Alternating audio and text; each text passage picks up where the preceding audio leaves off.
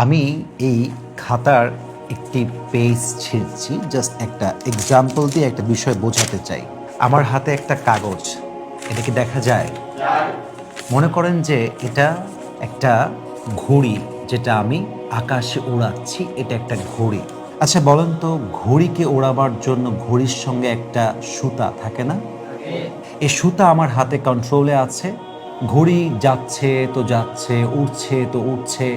ঘড়ি কিন্তু একদম আকাশকে ছুঁই ছুঁই ভাব, মহাকাশকে সে ছুঁয়ে ফেলে এমন একটা ভাইব এসে আছে। অনেক অনেক দূর সে উড়ে পৌঁছে গিয়েছে, কিন্তু ঘড়িটা স্টিল আমার কন্ট্রোলে আছে, কারণ ঘড়ির সুতা আমার হাতে আছে, ঘড়ির লাটাইটা আমার হাতে আছে, ঘড়ির কন্ট্রোলটা আমার হাতে এখনো আছে।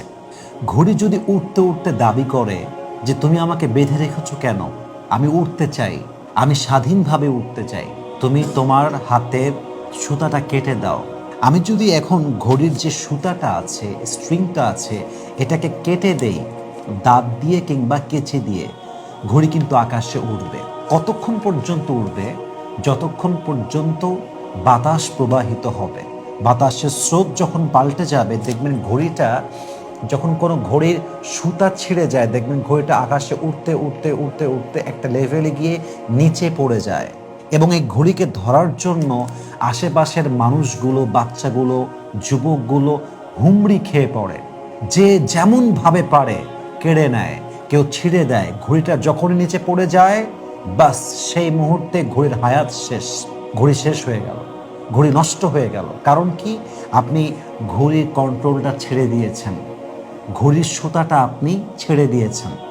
Exactly to the same way অনেক নারীরা আমাদেরকে বলতে চায়, আমি তো উঠতে চাই, আমি তো ঘুরতে চাই, আমি তো আমার মতো আমার লাইফটাকে লিড করতে চাই, আমার স্বামী আমাকে বেঁধে রেখেছে, আমার বাবা আমাকে বেঁধে রেখেছে, এ সমাজ আমাকে বেঁধে রেখেছে, আমি তো অনেক কিছু করতে চাই, সমাজ আমাকে করতে দেয় না, আমার স্বামী আমাকে অলওয়েজ আমার প্রত্যেকটা কাজে বাধা দেয়। এরকম লজিক অনেক মেয়ে দেয় না? তারা বলে আমাদেরকে তোমরা ছেড়ে দাও, আমাকে আমার মতো ফ্রিলি চলতে দাও, স্বাধীনভাবে চলতে দাও। তাদের জন্য এটা একটা বেস্ট এক্সাম্পল।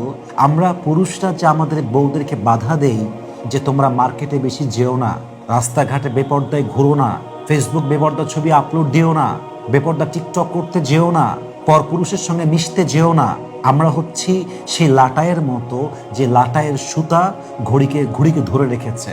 কারণ একজন পুরুষই জানে যে একজন পুরুষ অন্য নারীকে কোন চোখে দেখে। আপনি কি কখনো আপনার বোনকে বাহিরের পুরুষের সঙ্গে প্রেম করতে দিবেন? আপনি কি কখনো আপনার বোনকে সহজে আপনার বন্ধুর সঙ্গে বিয়ে দিবেন? কারণ আপনি জানেন যে পুরুষ আসলে কি চিন্তা করে, কারণ আপনি নিজেও একজন পুরুষ। একটা পুরুষই জানে যে পুরুষের পার্সপেক্টিভ কেমন, পুরুষের চোখ কেমন, পুরুষের চিন্তা কেমন, পুরুষের চরিত্র কেমন। এই জন্য পুরুষ কখনো নিজের বোনকে, নিজের ওয়াইফকে অন্য জায়গায় ছাড়তে চায় না, কারণ he knows about the reality, সে বাস্তবতা বোঝে। তার মানে পুরুষ যে আপনাকে আটকে রেখেছে, শাসন করেছে বা শাসন করছে, আপনাকে বাধা দিচ্ছে, ইট ডাজন্ট মিন যে সে আপনার শত্রু, ইট ডাজন্ট মিন যে সে আপনার জন্য ভালো কিছু চায় না, ইট ডাজন্ট মিন যে সে আপনাকে খাঁচায় আটকে রেখেছে। It means he is trying his best to protect you. আপনার হাজবেন্ড আপনাকে বাধা দেয় কারণ সে আপনাকে নষ্ট হতে দিতে চায় না। আপনার বাবা আপনাকে ছাড়তে চায় না, পর্দা করতে বলে, রাত 2টায় বাহিরে বের হতে দেয় না, 1টার সময় বাহিরে যেতে দেয় না, বান্ধবীদের সঙ্গে সবসময় ঘুরতে দেয় না। It's just because he is trying his best to protect you. একজন যুবক যখন ঘুড়ি উড়ায়, ঘড়ির সুতা সে কন্ট্রোলে এই জন্য রাখে যে ঘড়ির সুতা উড়ে গেলেই আমার ঘড়ি হাত ছাড়া শুধু হবে না, ঘড়িটাও শেষ হয়ে যাবে, ঘড়িটাও ছিঁড়ে বুড়ে ছারখার হয়ে যাবে। একজন নারী যখন স্বাধীন হয়ে যায়, পুরুষ তাকে ইচ্ছা মতো ব্যবহার করে। I am so sorry to say that, I am so sorry to say that. আপনি বাস্তবিক সমাজের অবস্থা পর্যবেক্ষণ করেন, যেই মেয়েদেরকে বাবা মা শাসন করে না, বাবা দেখে না, এই মেয়েগুলো বয়ফ্রেন্ডের সঙ্গে যা মন চায় করে বেড়ায়, যেখানে মন চায় যায়।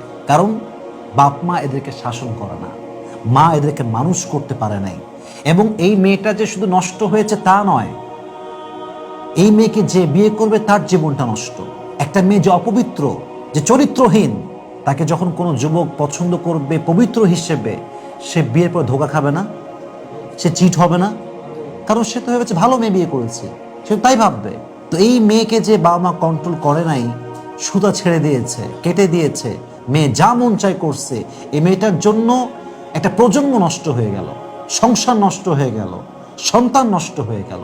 এই জন্য প্রত্যেকটা মেয়েকে আমি বিনয়ের সঙ্গে আবদার করে বলবো, প্রিয় বোন আমার, আমরা যে আপনাদেরকে বাধা দেই, পর্দা করতে বলি, টিকটক করতে মানা করি, বেপর্দায় চলতে মানা করি, বেপর্দায় আপনার দেহকে প্রদর্শন করতে মানা করি, বিভিন্ন কাজে আপনার বাবা বাধা দেয়, আপনার ভাই বাধা দেয়, it's not because we are trying to stop you, it's just because we are trying to protect you. কারণ আমরা জানি সমাজে কি চলছে, আমরা জানি পুরুষের চোখটা আসলে কেমন, আমরা বুঝি পুরুষ কি চিন্তা করে, আমরা বুঝি পুরুষ কি করতে পারে, আমরা জানি পুরুষের চরিত্র কেমন হয়, কারণ আমরাও তো পুরুষ, আমরা তো পুরুষ জাতি। অতএব আপনাকে আপনার স্বামী শাসন করে মানে স্বামীকে আপনার প্রতিপক্ষ ভাববেন না, স্বামীকে আপনার অপোজিট ভাববেন না। আপনার বাবা আপনাকে বাধা দেয়, ইট ডাজন্ট মিন যে সে আপনার অপোজিট পার্সন, বরং সে আপনার ভালো চায়, আপনার কল্যাণ চায়। আর যদি বাবা বলে যা তোকে ছেড়ে দিলাম, তোর যা মন চায় কর, আর যদি স্বামী আপনাকে বলে তোকে ছেড়ে দিলাম, তোর যা মন চায় কর, যেখানে মন চায় যা, আপনি যাবেন ঠিকই, কিন্তু আপনার ফিরে আসা আর হবে না, ফিরে আসা আর হবে না।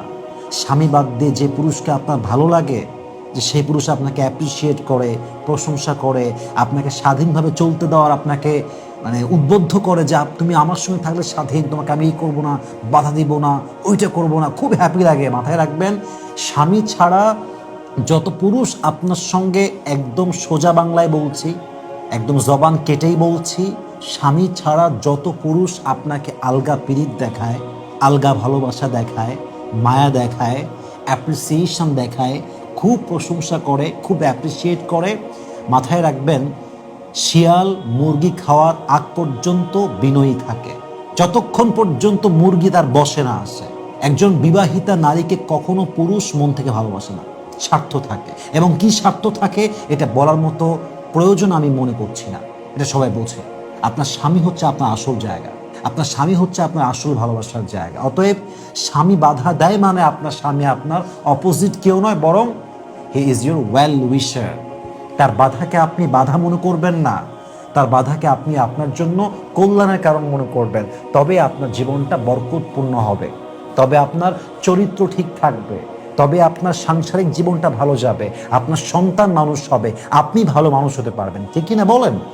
এজন্য প্রত্যেকটা মা বোনকে বলবো, পুরুষের বাধা দেওয়াকে আপনার জন্য কখনো বড় কোনো বাধা মনে করবেন না, এটা আপনার জন্য কল্যাণ মনে করবেন। এটা নিয়ে বিরুদ্ধাচারণ করবেন না, রেসপেক্ট করে, উইথ ডিউ রেসপেক্ট স্বামী যা বলবে মানার চেষ্টা করবেন। দেখবেন আপনার দুনিয়াও সুখ হবে, আপনার আখিরাতেও সুখ হবে। আল্লাহ প্রত্যেকটা বোনকে এই কথাগুলো মানা, বোঝা এবং আমল করার তৌফিক দান করুক। আমরা সকলেই দিল খুলে পড়ছি আমিন।